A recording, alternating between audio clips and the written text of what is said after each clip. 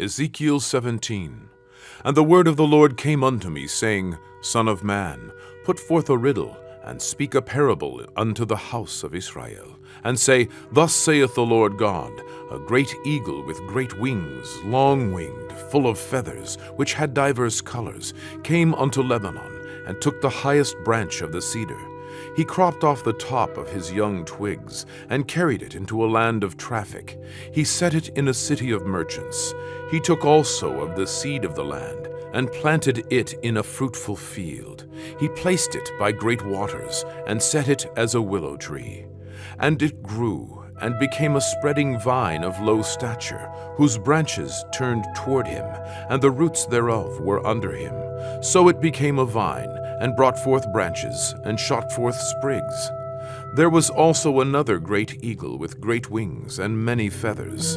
And behold, this vine did bend her roots toward him, and shot forth her branches toward him, that he might water it by the furrows of her plantation. It was planted in a good soil by great waters, that it might bring forth branches, and that it might bear fruit, that it might be a goodly vine.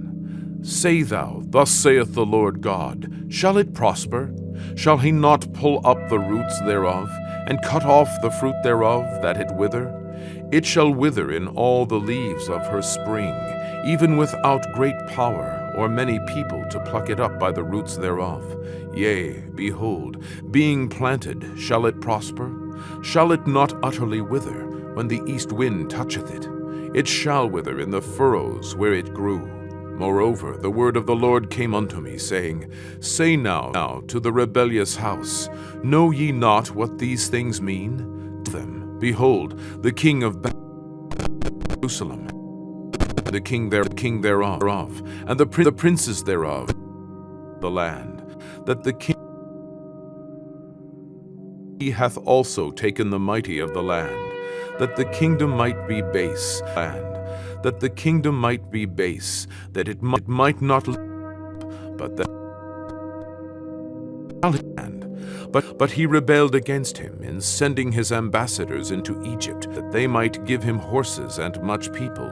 Shall he prosper? Shall he escape that doeth such things?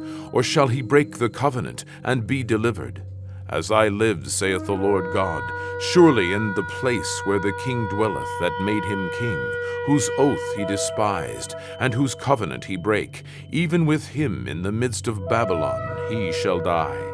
Neither shall Pharaoh with his mighty army and great company make for him in the war, by casting up mounts and building forts to cut off many persons, seeing he despised the oath by breaking the covenant, when lo, he had given his hand, and hath done all these things, he shall not escape.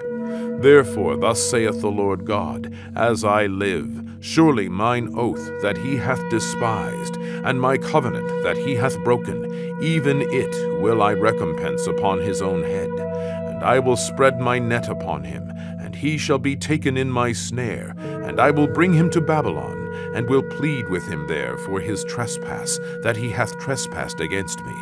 And all his fugitives with all his bands shall fall by the sword, and they that remain shall be scattered toward all winds. And ye shall know that I, the Lord, have spoken it.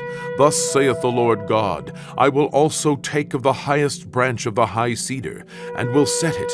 I will crop off from the top of his young twigs a tender one, and will plant it upon an high mountain, and eminent.